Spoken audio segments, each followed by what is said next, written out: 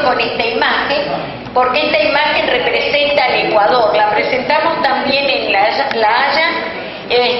Representa al Ecuador, la riqueza, la mujer americana, el niño americano y la riqueza de ese país en cuanto a sus productos naturales.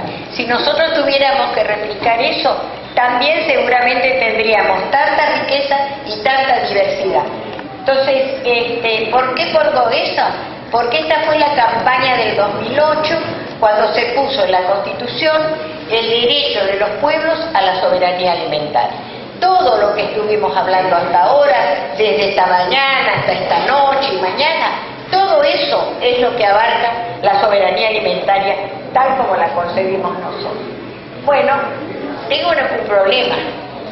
Me criticaron mucho porque falló no sé qué, la que presenté el Power de Guamini, entonces tuve 2 voluntarios que enseguida vinieron, te arreglamos, así que sorpresa, yo no sé cómo quedó el Power, Bueno, de lo que se trata es hablar de malnutrición. Cuando estuvimos en un programa que empieza a salir por Canal Encuentro los martes a las 10 de la noche, que se va a llamar ¿Qué piensan los que no piensan como yo? El primer problema son todos temas controvertidos. El primero es la eutanasia, después será el aborto y por ahí nos tocará a nosotros, porque en ese programa estuvimos con Eduardo Cerdá de este lado y del otro lado estuvo el gerente de Monsanto y la directora de Argentina. Bueno, la primera pregunta que vamos a hablar sobre todo de esto. ¿La directora de qué? Argenbio, la empresa es una empresa multinacional también. Bueno, entonces la primera pregunta que larga la conductora es: ¿así que ustedes vinieron a resolver el problema del hambre del mundo? Se la largó a Monsanto. Hoy se dijo varias veces eso. Bueno, titubeamos, decimos, no decimos, y por supuesto que no. Entonces después viene la otra pregunta: entonces ustedes vinieron para aumentar la producción. Vuelta a responder que bueno, sí, pero nosotros de este lado no, porque la producción no se aumentó, lo que se aumentó el consumo de agrotóxicos, todo esto es lo que se vio ahora. Por eso nosotros no queremos hablar del hambre del mundo, sino queremos hablar de la malnutrición, porque lo que dijimos es eso precisamente, que no solamente son los hambrientos, sino también son las enfermedades crónicas no transmisibles, que los vamos a ver cuando en los campamentos sanitarios, lo señalan los médicos, se encuentran con una población escolar donde el sobrepeso y la obesidad superan el 40-45%. Y no es un problema estético, sino que a su vez viene asociado a los problemas de diabetes, de hipertensión, de hipercolesterolemia y lo que más. Entonces, esa malnutrición afecta la esfera médica desde ya, como se señaló, la esfera productiva en cuanto a la calidad y la cantidad y calidad de la ingesta, pero al mismo tiempo también tiene en la deserción laboral, los problemas de inclusión social que son importantes. Hoy se habló que están haciendo los tobas en Rosario, uno se pregunta, ¿verdad? Y entonces este es el círculo vicioso de la nutrición. Una madre desnutrida da a luz un niño desnutrido. Pero ese niño puede ser un adulto desnutrido, adúltero también puede ser, ¿no? Le damos permiso. Pero puede transformarse también, como dice ahí, con sobrepeso, obesidad y alto riesgo de salud. Bueno, entonces acá tenemos esto que es lo que sucede en el mundo. Y lo que sucede en el mundo es este. Este es el mapa de la FAO 2015 de la malnutrición, del hambre. Como se dan cuenta, África liderando todo, y en nuestro continente en este momento Haití. Pero al mismo tiempo que nos damos esto, también tenemos el mapa de la obesidad y el sobrepeso. Acá está. Y entonces cuando decimos de que tenemos malnutrición, estamos hablando de esto. Pero también hablamos de que hay 7.000 millones de habitantes que tienen, de los cuales 795, 800 millones tienen hambre, 1.900 son obesos y 2.000 millones tienen déficit nutricional. Nadie habla de las anemias, nadie habla de los déficits de nutrientes, Eso parece que no forma parte de nuestra realidad. Y esta es nuestra realidad. Esta es la malnutrición también en la Argentina. Entonces tenemos, por un lado, los datos provincia por provincia de la mortalidad infantil, que fue descendiendo en los últimos años, no lo suficiente todavía, y cómo ha ido del 2013 por la Encuesta Nacional de Factores de Riesgo, aumentando el tema de la obesidad.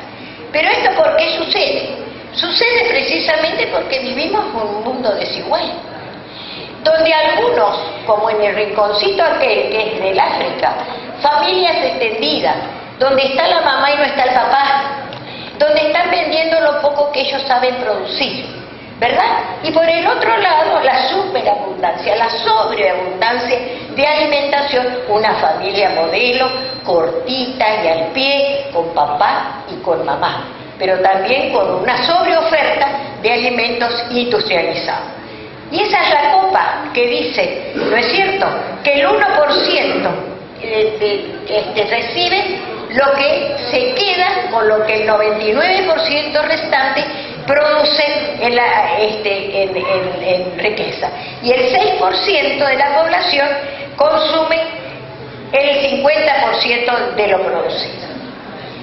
Bueno, y acá aparecemos el derecho a la alimentación. De esto venimos hablando desde hace 20 años. Yo tomé esta tarea en la Cumbre Mundial de la Alimentación en el 96, donde aparece por primera vez el concepto de soberanía alimentaria y el concepto de derecho. En esta reunión que tuvimos ahora en La Haya, nos encontramos 4 o 5 de los que estuvimos en esa reunión y donde planteamos estas cuestiones como definición, pero donde realmente planteamos quién es el responsable. ¿La responsabilidad es individual? No, la responsabilidad es del Estado.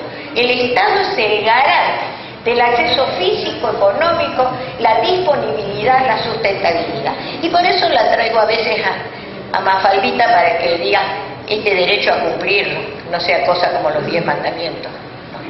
Entonces, sigamos así para ver entonces los dos conceptos que nosotros manejamos en general sobre lo que es la seguridad y lo que es la soberanía. Cuando hablamos de seguridad, estamos hablando incluso de que esté aprobado por el SENASA, que tenga la certificación, que sea inocuo. Y cuando hablamos de la inocuidad, nunca mide la inocuidad por el grado de contaminación química que puede llevar a tener los alimentos. Pero al mismo tiempo tenemos que pensar que la soberanía es el derecho de los pueblos. Y de este derecho, de la de derecho a la alimentación, es el que todos nosotros nos tenemos que empoderar. Es nuestra ley, es nuestro derecho, y son los abogados los que nos defienden, pero somos nosotros los que nos tenemos que apropiar de ellos. Y entonces sí, veamos qué es lo que entendemos por soberanía. Y ustedes vean que está la vivienda, que está el tema de la salud, que está el tema de la educación, está el tema de la vivienda, el relevamiento de información, es decir, todo esto, pero con 3 actores fundamentales. Nosotros le dedicamos el mayor óvalo al Estado, porque es el que tiene la responsabilidad. Pero ¿en quién se apoya? Se apoya en las organizaciones que somos nosotros, en la sociedad que se llama civil, nunca sé por qué pusieron civil para oponerse a lo militar, no sé, en las organizaciones sociales. Pero también participa el mercado, chiquitito. Cuando el mercado, pues ese es el que se venderá. Si nosotros cuando vinieron los colonizadores acá teníamos 100 y pico de variedades de papa, ¿cuáles son las que tenemos ahora? La blanca, la negra y la punta. Y así de seguido tenemos esta pérdida de biodiversidad en general. Acá la tenemos más grande. Y entonces viene acá el otro problema. ¿Cómo condicionamos el problema del acceso a la alimentación? Es el derecho. Cuando hablamos del derecho decimos el acceso a la alimentación para todos y todas. Y eso decía Amartya Sen, 1998, premio Nobel, que el hambre, es decir, el acceso a la alimentación, está condicionado por los precios justos, por el pleno empleo, como ustedes ven ahí, por el precio de los alimentos y el poder adquisitivo de la población. Es decir, salarios, empleo, precios. Bueno, creo que está en debate este problema en este momento en este país. Y como ahora se habla tanto de hambre cero y de pobreza cero, a mí se me ocurrió poner todos los problemas que tenemos, cambios impositivos, trabajo como McDonald's, beneficio social. Con esto se va a conseguir hambre cero. Esto es una falacia. Esto se empezó a hablar hace casi un año, ya no se habla del hambre cero. Dice que vamos a ver el año que viene. Y entonces tenemos que la industria ha caído, como ustedes ven acá, que la evolución de la desocupación en Argentina 2001 al 2016, con un aumento en este momento también, que tenemos al mismo tiempo que considerar que en ese aumento del desempleo está también comprometido porque tuvimos mayor empleo, pero trabajo, digamos, empleo flexibilizado. La prueba está que fue tan fácil encajarnos los despidos porque muchos de ellos no estaban en planta permanente, sobre todo los estatales, y estaban con contratos a término. Y entonces tenemos que nosotros estamos alimentando al mundo, ¿quiénes? Los pequeños productores, porque solo el 30% lo produce la alimentación industrial y el resto son los pequeños productores, como ustedes ven acá, pero que el 30% utiliza el 70% de la tierra, el agua y los combustibles que se usan en la agricultura. Al mismo tiempo se desperdicia, esto les lo dijo Medardo, pero al mismo tiempo cuando decimos producimos para 400 millones, para nosotros no. El 30% se produce combustible y el otro 30% alimentos para los animales. Entonces todo es para nosotros, más bien tenemos una disputa de estómago. Estos son el modelo productivo, que siempre lo manejo, lo pongo, porque tenemos directamente esto, que nosotros siempre miramos la agricultura, pero también tenemos que ver la ganadería. Amontonamos las vacas, tenemos la vaca loca, amontonamos los cerdos, gripe porcina, amontonamos los pollos, gripe aviar. Usamos hormona de crecimiento para que las vacas produzcan más leche y después se arrastren y tengan mastitis y tengamos que apelar a los antibióticos y demás. Pero los mismos dueños, y además de certificación, los mismos dueños de esto son también los dueños de los laboratorios. Así que el negocio está redondito. Tengo la gripe porcina y después le mando la vacuna que yo produzco. Así que nunca voy a perder. ¿Cuál es la situación nuestra en el mundo y en nuestro país? El acaparamiento de tierras. La imagen de abajo es lo que sucede en el mundo entero. Esta ley de extranjerización de tierras fue ahora modificada por decreto, con lo cual nos han puesto bandera de remate. Vengan, compren todo lo que quieran, llévense lo que les gusta. Pero también vemos que en el mapa que teníamos hasta ahora no fueron a cualquier lado. Acuífero guaraní, más del 30% es propiedad extranjera. La cordillera, petardeada como ustedes ven. Miren ustedes cómo está Mendoza, cómo está Neuquén. Y al mismo tiempo, simultáneamente, tenemos conflicto por la propiedad de la tierra. Y entonces sí, viene esto que muestra cómo también en pocos años el problema del acaparamiento de tierra se hizo, ya no es Benito, ya son los Emiratos Árabes que vienen al Chaco a llevar 200.000 hectáreas para producir soja para su población.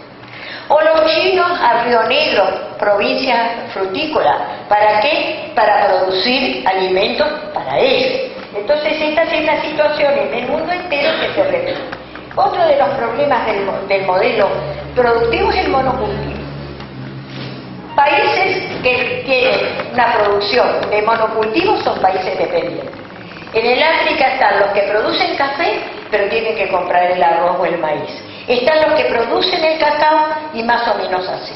Nosotros también somos el ejemplo del monocultivo de la soja y eso significa, como ustedes ven, todos los riesgos de los cultivos de exportación. Precios altos, es decir, vendemos barato y para los que tenemos que importar compramos caro. Producción en escala, la mecanización, las inversiones especulativas, todo esto que hacen al modelo. Pero acá tenemos también los amigos nuestros, los transgénicos. Cuando empezamos en el 96, hablábamos del principio de precaución, no sabíamos qué iba a pasar. No producen reacciones adversas y no se toleran los antibióticos. Eso lo dijimos en el 96. Pero como se hace camino al andar, en ese camino fuimos encontrándonos con toda esta gente que está mostrando y que está demostrando que eso solo no es. Y entonces tenemos que la Sociedad Argentina de Pediatría dice que la soja está prohibida, la soja, ni siquiera habla de transgénica, prohibida para menores de 2 años porque produce sustancias antinutrientes y lo que se llama como falsas hormonas. No recomendada para menores de 5 y no más de 2 porciones por semana. Si anda medando por ahí, les va a contar que las leches en polvo que quieren sustituir o tratan de sustituir la lactancia materna, todas tienen extendido de soja. Y al mismo tiempo, la ingeniera agrónoma Martino, de acá, de la Universidad Nacional del Uruguay, detectó 745 productos relevados en Rosario que tienen derivados de soja transgénica. Y entonces vemos que en el mundo entero la producción está centrada, en el caso de los alimentos, soja y maíz, son 4 productos: soja, maíz, algodón y colza, en estos 4. Pero desde el norte para acá, el 97% de los transgénicos se producen en América. Primero Estados Unidos, por supuesto sigue Brasil, y seguimos nosotros, sobre todo el Mercosur ahora. Y bueno, acá nos enseñó esto Damián, el algodón y los productos para bebés que utilizan transgénicos de Monsanto en Argentina. De Nestlé, Nestum, Leche Nido, Sal por Bebé, de Bagó, acá están todos como ustedes verán. Y entonces venimos con el cambio climático. Tenemos que recuperar el mapa de Entre Ríos, porque ustedes hablan de la liquidación del bosque nativo, pero miren lo que ha pasado en Córdoba y lo que ha pasado en todo lo que vendría a ser la Mesopotamia, llegando hasta Brasil. Ahí tienen, la manchita negra es lo que nos queda. Entonces, Córdoba se considera en el mundo entero que la expoliación y la desertificación que se produjo en Córdoba es una de las mayores del mundo. Acá los tenemos.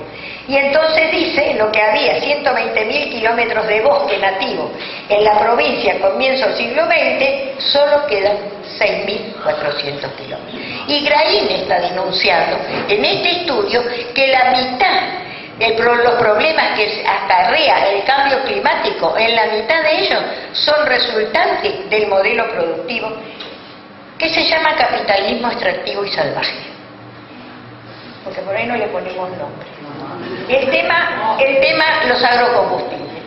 Esta es otra, el transformar, decía Bandana, alimentos en combustible, en nafta, es un asesinato, es un genocidio, porque disputamos, como disputamos ahí, porque yo voy a invertir, dice ahí bien, en verduras, porque van a subir, porque son el combustible del futuro. Dice, ¿qué vamos a comer? Petróleo. Acá está señalizado este problema. El problema de la contaminación por plaguicidas. Tenemos estos mapas que ya son viejos, pero tenemos la zona de mayor índice de contaminación en ese mapa que está elaborado también por es el que da a conocer la Secretaría de Agricultura. Pero entonces acá aparece el tema, que el glifosato inhibe las células precursoras del tejido adiposo que previenen la diabetes.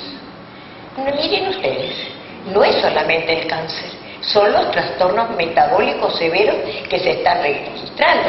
En el estudio de Damián aparece como una de las patologías el hipotiroidismo en segundo lugar.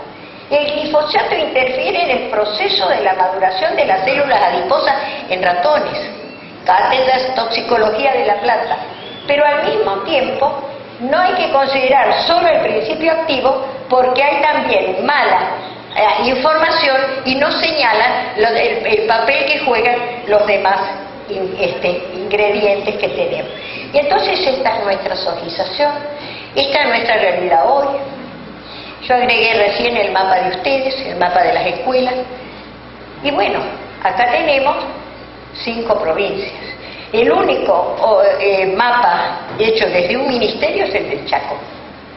Todos los demás están hechos por los profesionales, por los docentes, por la sociedad. Es decir, que esta denuncia tenemos que asociarla al tema de la Agencia Internacional que dice que los pesticidas pueden ser cancerígenos posibles o posibles. Entonces tenemos un problema de contaminación. Y la contaminación puede darse, en nuestro caso, lo que analizamos, también por la contaminación medioambiental e industrial, pero también hay otra contaminación, la que surge del procesamiento y la industrialización de los alimentos, los colorantes, los aditivos, los saborizantes, todo tiene sabor a nada, pero bueno. Esto lo conocen, este trabajo en la Universidad de La Plata. Son los cultivos los más destacados, de esto va a hablar seguramente Damián, que pasó rápido. Y entonces tenemos el tema de la especulación. Miren ustedes en arriba cómo se invirtió en materias primas en los últimos años. Ahí sube en el mundo, en el mundo. Y dice, las herramientas especulativas agudizan el proceso de erosión de la soberanía de los estados. Como vemos, la especulación con la deuda y amenazan la seguridad y la soberanía de los pueblos. Entonces, no se trata de hacer este sistema un poco más justo para ser buenito, se trata de desmantelarlo. Pavada de responsabilidad. Bueno, acá tenemos el otro problema que se llama inflación. Y tenemos estos picos de este último año. Veníamos con un proceso inflacionario al que los sectores oficiales subestimaron siempre, al que la oposición agigantó, ahora no habla de eso, y tenemos estas curvas que ustedes van viendo y que son los índices del aumento de precios de la inflación, hecho por distintas agencias, la del Congreso, la del INDEC, la que les guste, pero la inflación está. Esto es Federación Agraria. La denuncia de la Federación Agraria, en más de casi 100 productos, que muestra que al productor le pagan cada vez menos y al consumidor le cobran cada vez más. Y tenemos en algunos casos, la batata, por ejemplo, un 1400%. ¿Y que esto es resultado de la especulación? No es el costo argentino que se llena en la boca para bajarnos después los salarios. 1500% el durazno, la ciruela, acá está el proceso inflacionario. Y entonces tenemos, ¿por qué? Porque la concentración monopólica se da en nuestro país. Y entonces hace que tengamos los supermercados, como tienen ustedes, y ven acá, las bocas de los supermercados, y concentrando, como dice ahí, solamente 6% del comercio general es de los supermercados, pero al mismo tiempo están concentrando el 86% de la facturación. Mercado alimentario. ¿Qué tal? Ya la cerveza queda una en el mundo, ¿no? La yerba mate, los enlatados, el aceite comestible, el azúcar, el edema, encima genocida, el papel y el azúcar, galletitas para la leche. Y esto ya tenemos que modificarlo. ¿Por qué? Porque parte de la Serenísima ya la había comprado Danone, ahora la compró Arcor, el resto. En Sancor la compró Vicentín, una fábrica de fideos santafesina. Y al mismo tiempo vemos que el centro de la especulación y de la razón de ser de la inflación está ahí. Cuando Molinos Río de la Plata aumenta en un periodo de un año el 583% de su rentabilidad. Entonces, política de precios, cuidado, o meter la mano en el bolsillo de los verdaderos responsables de la especulación y de la inflación. Bueno, acá tenemos... no, esta no estaba medando por ahí porque él me ha prestado alguna cosa de esta. Acá tienen los 4 grandes, no es del buen humor, del mercado. Arcor, Molinos, Kraft, Nestlé. Con el agregado que Nestlé en los últimos años concentra toda la comercialización del agua embotellada. Gracias, Patricio, menos la que tenemos hoy, que es estatal.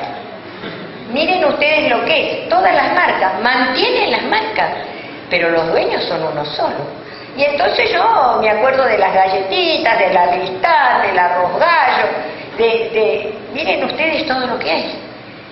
El dueño, los 4 grandes no son del buen humor precisamente. Estos son lo que sucede en el mercado frutícola, donde acá hoy me contaban que traen del mercado central la verdura y la fruta para acá. Cuando estuvimos yo en Echoel, en Río Negro, con las huerteras les pregunté, ¿ustedes comen fruta? Inocente de mí, ¿no? Estaba en la provincia frutera. Y me contestaron, y un poco, dice, porque el camión de la fruta que viene de Buenos Aires viene de 15 días, y cada 15 días viene machucada. Entonces fruta es la que se compra en la verdulería. Y ella se estaba produciendo fruta. Miren ustedes la concepción. Tenemos lo que llamamos alimentos kilométricos con una producción totalmente atomizada, pero al mismo tiempo una comercialización concentrada en 3 ramas. Ahí decía yo hoy, me acordaba un poema de Tejada Gómez, a la ofensiva de la derecha contra ofensiva popular. Y acá tiene, esto nace en el 2001-2002 y se aparece en Misiones y en Corrientes y hoy se han multiplicado en todo el país. Y esta tarea que estamos realizando como hormiguitas hace que la gente vaya tomando más conciencia y empiece a buscar estos nuevos mercados que son para nosotros los mercados populares. Entonces viene la otra. Importamos alimentos, no era que producíamos para comer, no, ahora ya aumentaron a 600, ya andamos los 600. Aumentó la importación de carne de cerdo al 250%, 10 veces la de pollo, cuidado de Entre Ríos, productores, las galletitas, la hierba, 145%, importamos hierba. ¿Y quién la produce? Si no es Paraguay, Brasil y nosotros, nadie más. La cebolla seca viene de la India, caminando, imagínense, caminando recorre el planeta, si viene desde la India.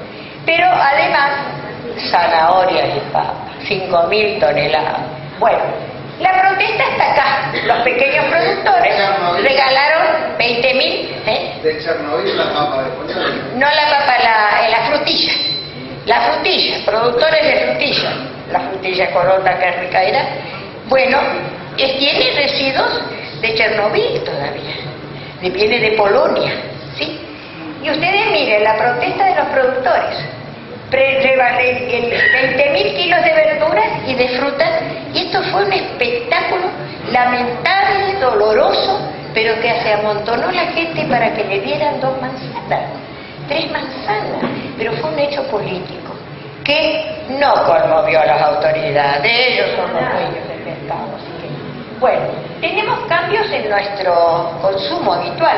Por un lado, seguimos manteniendo el consumo calórico, pero hemos bajado el consumo de carne, aumentado el consumo de azúcar, aumentado la comida chatarra, esas curvas que ustedes ven ahí, es el aumento de la comida chatarra en América Latina.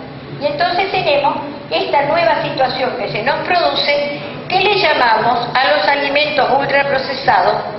Alguien con mucho amor le llamó OCNIS y nosotros lo barajamos, objetos comestibles no identificados. ¿Ustedes creen que come patita de pollo? Vamos a ver, como dijo Balsano. Entonces, tienen características estas. Yo no sé si acá se percibió, por ejemplo, una de las cosas que yo percibí en los últimos meses es la invasión de los kioscos de golosinas.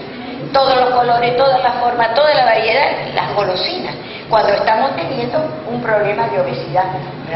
Y entonces está cómo utilizamos la publicidad. Y por supuesto, no es solamente el Superman, sino también Messi y Tevez, los héroes del fútbol, para vendernos un yogur que también hay que pensar si realmente es un yogur. Estamos peleando con eso. Y nos aparecen estos temas. El etiquetado. Por ahí los muchachos me hablaban del etiquetado transgénico. Primero tenemos que resolver esto. Esto que dice ahí es queso rallado. Créeme. Cuando vemos la composición dice condimento elaborado con extracto de queso rellenito, sémola, hacemos. Y harina de no sé qué. Pero eso sí, fortificado con vitamina A y B. ¿No? Se quedaron en Chilita. Y esto me lo mandaron de Córdoba. Una industria láctea que se llama Anual, que vende la leche en polvo y la leche al exterior, que no es solamente leche, tiene también soja. Mira vos, estás comiendo leche, estás tomando soja. Es un problema, y se lo dije a uno de los popes de la nutrición. ¿Y qué hay con eso? Me dijo. ¿Está bien? ¿Qué hay con eso? ¿Está bien? Hacete cargo. En América se han tomado, y estamos trabajando en eso, nada fácil, porque en todos estos debates participan las empresas, y es una pulseada mano a mano. Pero en América ya se han tomado medidas para resolver esta problemática que significa esta epidemia de obesidad y enfermedades crónicas no transmisibles. Y entonces tenemos esta otra, que es decir, este señor Monsanto, ¿quién caramba es? Y va a decir otra cosa. Y vemos que son los dueños del aspartame.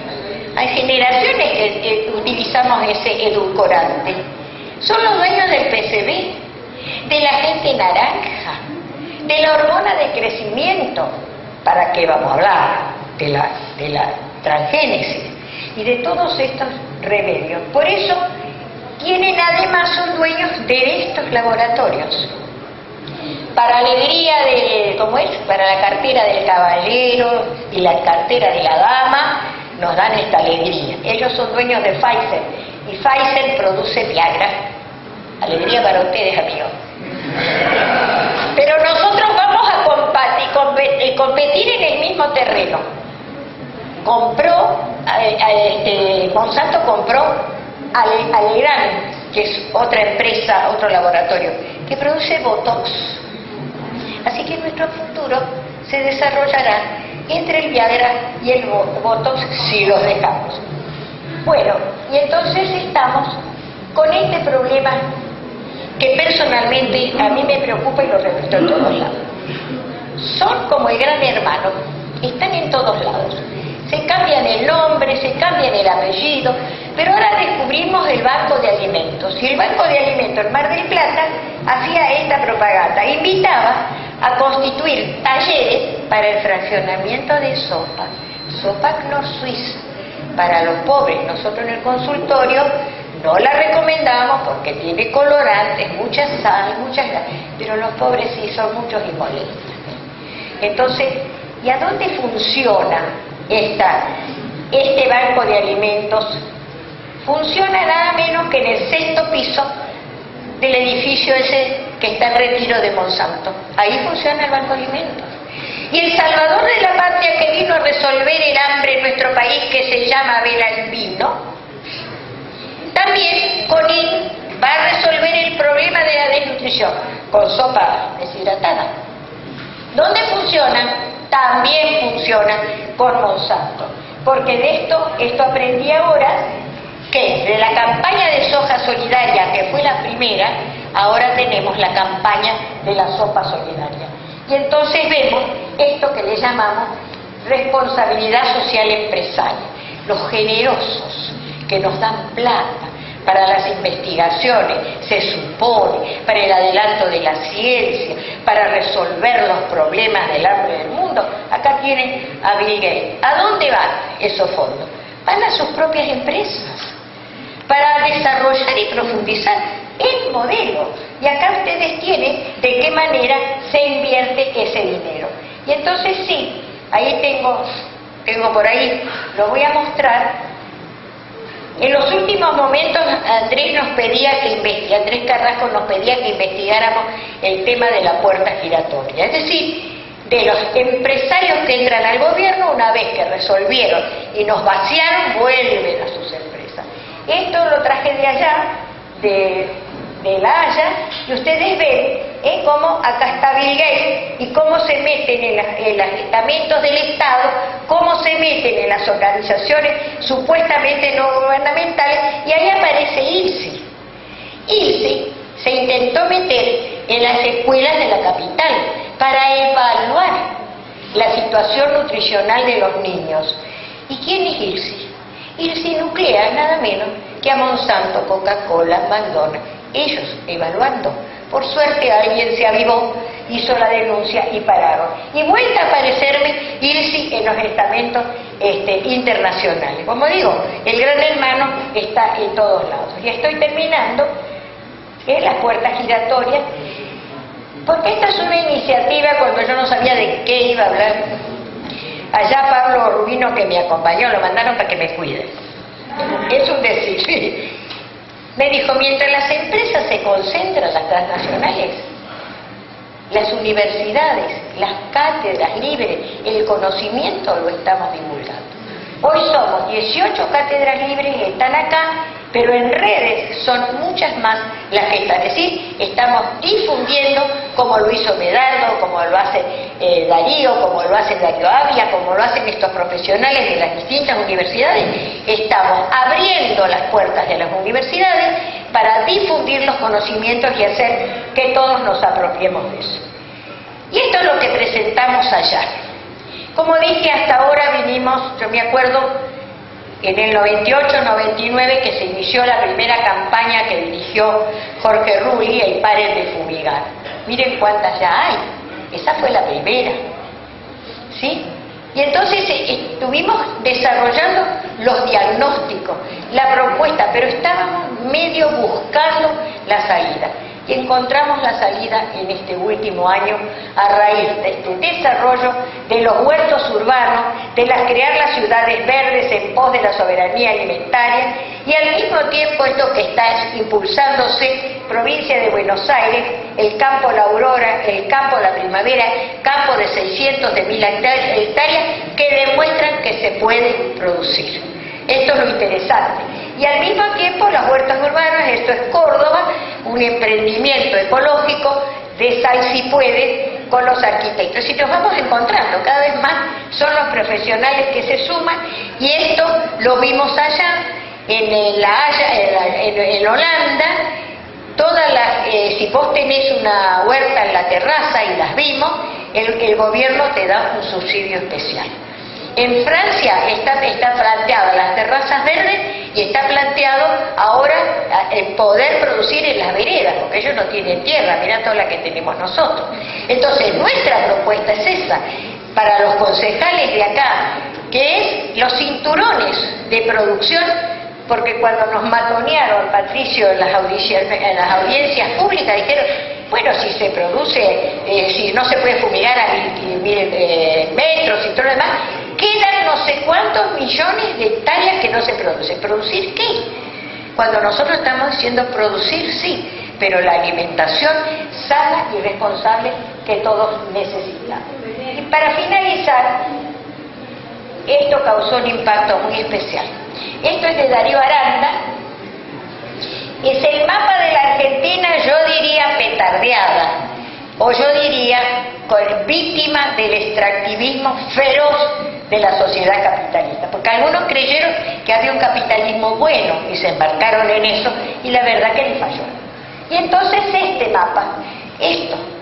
mapa es el de las luchas, amigos, que ustedes protagonizan, que se están protagonizando en todo el país. Por eso le pusimos a las carabelas el nombre de las nuevas formas de colonización que traen las empresas petroleras, extractivas, Monsanto, Chevron, Barrigol, acá tenemos todo. Cuando la gente vio este mapa, ¿cómo? Ustedes, estas luchas, tantas, somos un pueblo de lucha. Y lucha y lucha y lucha y no deje de luchar, porque tenemos que cambiar este modelo. Este modelo significa todo lo que se dijo acá para que sea racional, justo, y acá están las propuestas que siempre damos y que en definitiva y en síntesis dice optar por la agroecología y no por el agronegocio. No importa, como alguien dijo, cuántos metros hay que fumigar, no hay que fumigar, hay que prohibir el glifosato. Y esta es la lucha de la que...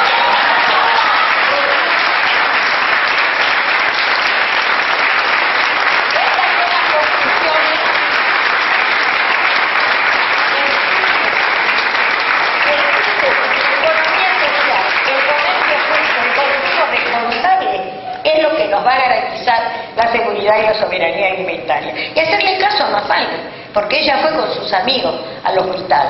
¿Y qué pidió? La vacuna contra el autoritarismo.